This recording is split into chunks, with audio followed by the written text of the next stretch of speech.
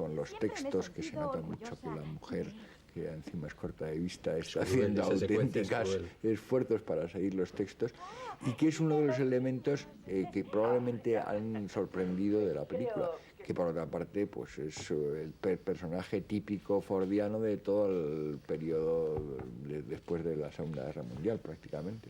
Y además aquí este alcalde de Boston, que dices tú, que lo lleva como un pueblo, no para en nada, porque llevan a votar a los incapacitados, hace chantajes, es todo, o sea, que no es que salgan tampoco muy bien librados, los otros son igual, o sea, que esto, la mirada sobre la política tampoco es clara, ¿no? Eso pasa siempre John Ford, él dice que la leyenda sobrepasa la realidad, se imprime la leyenda, pero él cuenta siempre la realidad, desde For Apache a cualquier otra circunstancia, eso sin ningún género de duda. Cuando lleva a este deficiente para nombrarle el jefe de bomberos, que es una secuencia muy incluso de cine, otra secuencia de estos, lo que tiene la sensación es que el hijo de él también es otro deficiente, están mostrados en paralelo. Por eso es importante el papel de Jeffrey Hunter, que es el del hijo que él nunca ha tenido y al que quiere enseñarle no tanto cómo es la política, sino que se lleve el recuerdo de cómo era en realidad su tío, yo creo, las raíces, lo que justifica el hecho de que él en este momento es una persona sin raíces en el pasado. De ahí ese recorrido sentimental,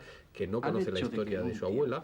Aquí aparece el maniqueo John Ford en el buen sentido de la expresión, porque John Ford nunca ha sido objetivo. No podemos hablar en términos de Preminger, por ejemplo, que podría ser muy respetuoso incluso en la puesta en escena. No, John Ford a quien le gusta y al que no le gusta, y exagera dickensianamente, bueno, exagera, no, probablemente fuera así la historia, que está en el libro también, dicho sea de paso, de su abuela, ¿no? Es de alguna manera mostrarle no solamente quién es su tío, lo que dicen de su tío desde el punto de vista periodístico, sino hacerle recobrar las raíces que dan y justifican un sentido humano y un sentido de familia, ¿no? Y eso es lo que aprende Jeffrey Hunter. El hijo, desde luego, bueno, ya se ve, se olvida votar, incluso creo que hay un gesto fundamental, ese gesto fordiano fundamental, y es que al final, cuando va a abandonar la casa, Jeffrey Hunter es el que renueva la ofrenda floral a su tía.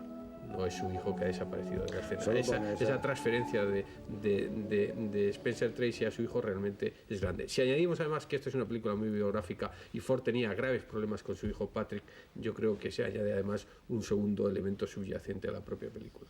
Es curioso que es una película que empieza prácticamente y termina con flores, ¿no? La presencia de las flores en esta película es muy importante. Cuando van toda la gente que le quiere de Boston, van todos con flores. Hay una ofrenda de flores. Un poco en el estilo Henry James, el altar de los muertos, ¿no? Hizo después la habitación verde y Truffaut a otros niveles, ¿no? La presencia de los muertos, conversaciones en cementerios, retratos en el juez Price, existía la famosa secuencia que había. Eso es absolutamente fordiano. El pasado condiciona el presente y graba el futuro de los personajes, y la paranoia, el aislamiento, el individualismo de los personajes se justifica por la rotura de las raíces. Está en Centauros del Desierto y está en toda la obra de Ford, ¿no? Bueno, yo pienso que efectivamente la película es el canto de cisne de un hombre y de su manera de entender la película, de la política, perdón, y que es también el canto de cisne de una política que vinculaba a muchos cineastas, que era el New Deal de Roosevelt, por cierto, inventado por un cineasta, Robert Sherwood, autor teatral galardonado de mucho éxito, guionista de cine, 3 películas, por ejemplo, El puente de Waterloo, El bosque petrificado y Los mejores años de nuestra vida, que le escribía los discursos al presidente y que tuvo necesidad de acuñar un eslogan, digamos, animador, pues para que pudiera resucitar un pueblo que después de la Gran Depresión lo estaba pasando muy mal, ¿no?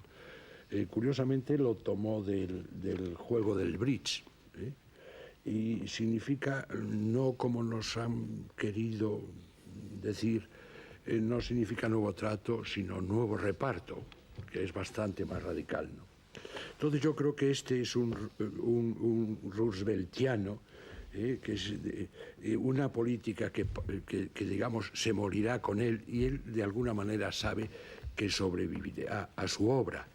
Yo creo que hay en eso de las flores, que me gusta mucho, porque además cuando empieza y cuando acaba, toma el relevo el sobrino, Sam, es decir, es el que le pone las flores a la tía, y vuelve a oírse una canción popular irlandesa, y con solos de arpa, esas arpas que las buenas hadas regalaron al pueblo de Irlanda, ¿no? Pero ese ya no hará la misma política, es decir, si el relevo no solo es el relevo para poner las flores, sino porque también se va a dedicar a la política, y puede ser que sí, después de la palabra fin, ya hará otra película. Y él lo sabe. Entonces a mí, bueno, me parece muy interesante. Y sí me gustaría matizar, es decir, es un tramposo. Pero yo diría que es un tramposo venial y que es un tramposo que no le queda más remedio porque tiene enfrente a alguien que es mucho más tramposo y que evidentemente haría una política mucho menos humanista y mucho menos populista. Es decir, está claro que cuando ese banquero sin entrañas, con ese hijo oligofrénico, apoya al otro candidato, a mí el otro candidato no me gusta. Y dice, ¿por qué? Pues porque lo apoya él. Es decir, ya no me gusta en principio, independientemente que después resulte que también es medio bobo, ¿no? Bueno, creo que es eso, el canto de cisne de una manera de entender la vida.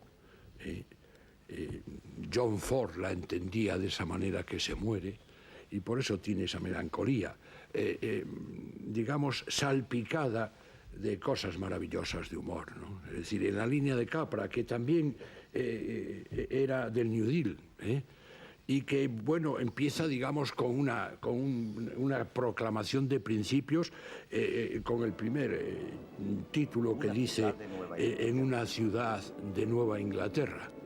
Está claro que es Boston. Jardiel Poncela acotaba en una de sus comedias algo muy parecido, la acción en un lugar imaginario, al fondo el Pilar de Zaragoza. Bueno, creo que a partir de ahí está, digamos, llena de humor, un humor en parte ácido, un humor que muchas veces se nos congela la sonrisa. Y, insisto, yo me parece que efectivamente es un tramposo, es truculento, pero también es un mecanismo defensivo porque está rodeado de tiburones. Y digamos, está claro que John Ford toma partido. John Ford siempre toma partido.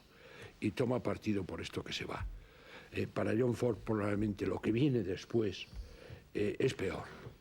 Porque ya los políticos en campaña ya no van a los funerales de un pobre hombre del partido, ya vienen otros medios de comunicación, los audiovisuales, y ya no hay que ir ganándose el voto en contacto con la gente. Ya el político es un ser inaccesible. Hoy, en Moreno era un político por la calle, a este lo veías por la calle.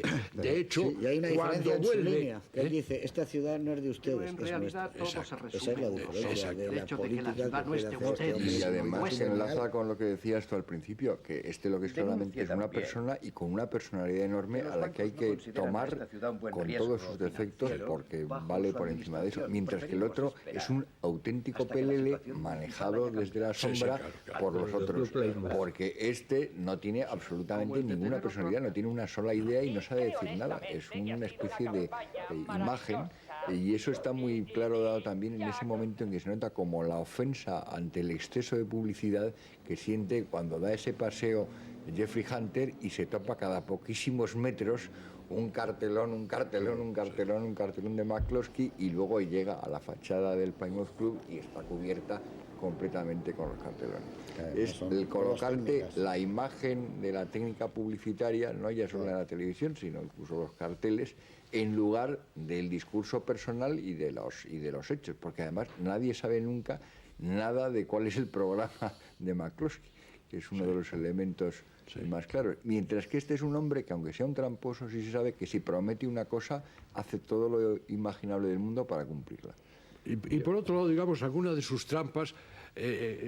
en alguna de sus trampas da ganas de aplaudir, ¿no? Cuando se mete en el Club Plymouth, que no lo quieren dejar pasar porque no es socio, y empieza a decir que esto es una trampa mortal, la barandilla tal, aquella puerta que es contra incendios tal, y dices, es que tiene que llegar allí, porque está en juego unas casas populares, porque son unas casas populares, unas casas subvencionadas para el municipio, para los que no tienen techo. Y a mí me parece muy bien que entre así, porque vamos a saber, sabemos enseguida quién es al que va a ver, porque es Basil Rathbone. Me gustaría hablar que están todas las caras del cine de nuestra infancia, todas. Donald Cripps, que son unos autores, eran unos secundarios absolutamente maravillosos, ¿no? Dice, Donald Cripps solo es cardenal, porque lo ves ahí y dices, es un cardenal cojo, que se agarra un cabreo de horda o cuando